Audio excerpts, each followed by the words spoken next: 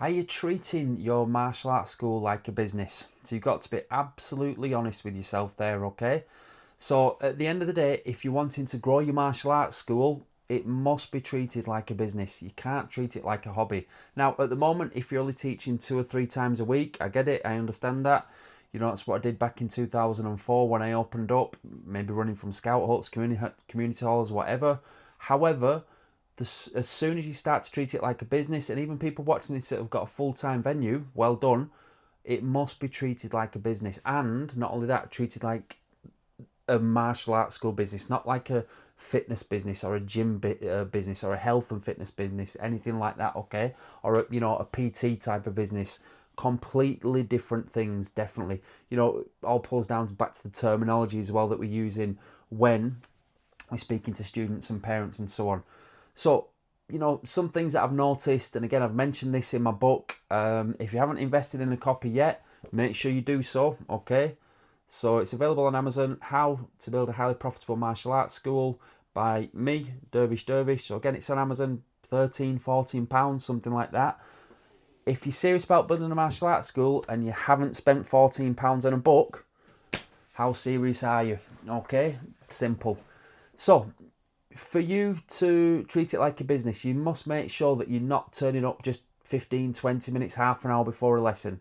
You must make sure that during your day, you're taking steps further forward to grow your business, to professionalise your business, to make sure that it is the best in the area. Now, I'm going to let you into a little secret here.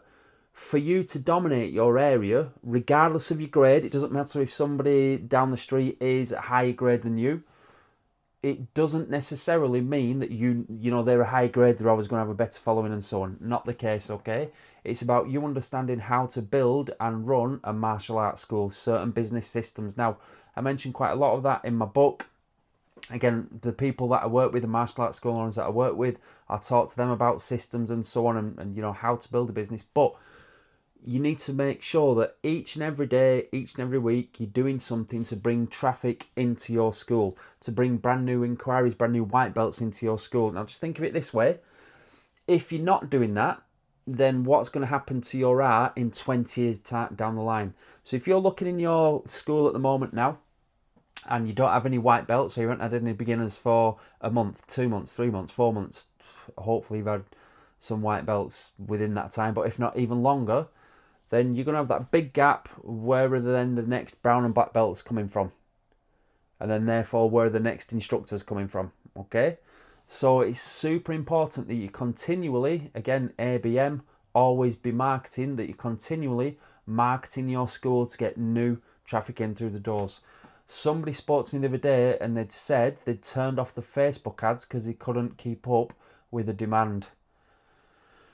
Okay, so that is an absolutely ridiculous statement, okay? You should never turn off any marketing if it's working, all right? So if you're getting too much demand, fantastic, all right? Spend even more on the ads to get even more people in. What a champagne problem that is. I can't fit all these students on my mats. I don't know how many intro lessons I have. I can't physically. Brilliant, okay? And I'm sure that if I had a look at your schedule and your timetable, I will be able to find places where we could fit intro slots, we could fit second lesson slots, and again, start to grow your school. But yeah, if marketing is working, never turn it off, because things happen. Definitely a marketing that was working a year ago that you try again now today might not pull anything. And likewise, marketing that you tried a year ago that didn't do anything, that you now turn back on, can obviously really be successful. So never turn off any type of marketing that is really getting some inquiries and leads that are transferring across into enrollments. But getting back to the video then, or the main point, you must treat it like a business, okay? So like I said, you can't be just turning up 10, 15, 20 minutes, half an hour before the start of the lesson. That is bad. You can't be spending all day in your school tapping on a computer, okay? So if you're in your school and you're just designing this letterhead, or if you're in your school and you're just emailing certain people, it's procrastination, but sometimes we can convince ourselves that it's productive procrastination, okay? Well, I've sent this email and then I've designed this and then I've emptied the bins and I've done all that. No, okay? You need to make sure that during your day, You are attracting people to your school or keeping hold of the people that you've got. All right, those are two big drivers of your martial arts school success. So if you're one of these now and you're watching it and you think, well, I've been getting to my school at dinner time and then I've just been tidying the mats a little bit, doing a little bit of dusting, doing a stock take, cleaning the toilets, making sure I'm organising things, maybe tidying up after some of the students last night, maybe even tidying up as well after some of your team because you haven't trained them properly enough. That's an absolute waste of your time. You need to be, again, spreading the word about your school. Maybe going visiting primary schools, going visiting secondary schools, going speaking to leaders maybe in the community that are already dealing with or have access to your ideal audience. So again, your ideal audience is not likely to be 75 years and above. Your ideal audience is not likely to be newborn babies, okay? So your ideal audience, depending on whereabouts you teach and so, might be 4, 5, 6-year-olds. It might be 10, 11, 12-year-olds. It might be the adults, okay? But again, you need to make sure that you're focusing on getting into the places where your avatar, if you like, are, okay? Don't just be sending out a mass email hoping to get something from it. Don't just putting up like I did back in 2004 when I was starting off, putting up A4 posters in a little coffee shop, kind of hoping that somebody will pick it up. So I mentioned lots of those mistakes that I made over 20 years ago, but I also go into lots of detail on how you can improve your school to make sure it is as good as you want it to be, and to make sure that you're not watering down any standards or anything, but living the life that you want to lead based on obviously the profits that your business should be bringing into you each quarter, each 6 months, each year, and so on.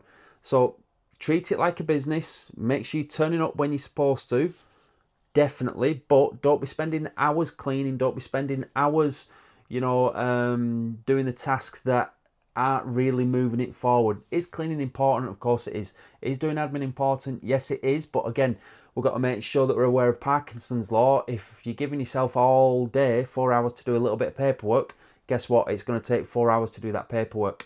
If you're giving yourself half an hour to smash through it as much as you can at the end of the night, then I'm sure you're going to be as productive when you've got that little bit of a time frame to stick to. So other things, again, treating it like a business. You shouldn't be bothered about what your competition's doing down the road.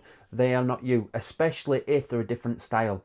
If they're the same style, and obviously you might think, well, I'm better than them, their sensei was no good, or they don't have any students, they don't produce the students that I produce, and so on. Flip it this way, okay? The person, the white belt, the mum and or dad who contacts you or contacts them doesn't know which one of you is better than the other. Okay, it's about the person who is portraying themselves as being able to help with that parent's or with that student's problems or what they need help with. So again, most of the time, especially being a karate man, for the children, it was they're losing a little bit of focus in school. They haven't got as much respect as they should have. They're not looking after the belongings at home and so on. They're answering back. They want them to get a little bit more fit and healthy, self-defense.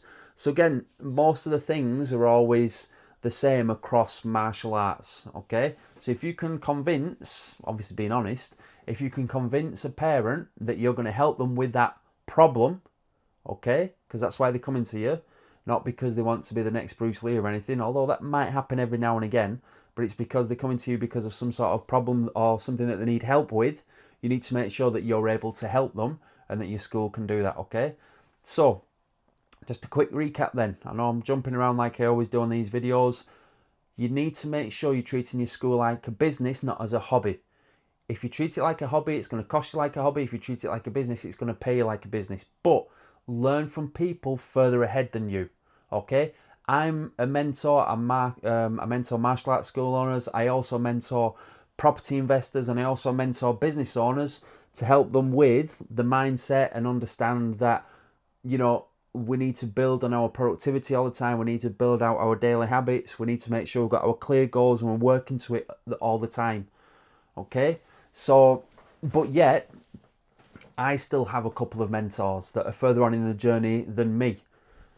So think now, like always, just because you're a black belt in your particular art or a very high grade in your art does not necessarily mean that that skill set transfers into building a successful business that teaches that art. Okay, so I hope that helps a few people. Again, if you're serious, and you won't be if you haven't invested £14, so don't say, I might invest in that book or anything. And I say this a lot, I'm not doing it to get the £4.50 or whatever it is I get off Amazon. I'm doing it to try and help you in your school. How to build a highly profitable martial arts school, £13-14 on Amazon. Give it a read, it's got lots in there, lots that'll help you. And if you're serious, and again, if you are serious about growing your martial arts school, not just, kicking tires around or anything like that, or second guessing things, then apply for mentorship. Have a look on my website, dervishdervish.com. Have a look on the website, fill out the application form, and probably myself or somebody will be in touch with you to obviously book a little bit of a strategy call to see where we're at and see whether we can help you. Take action, it's up to you. Good luck, all the best.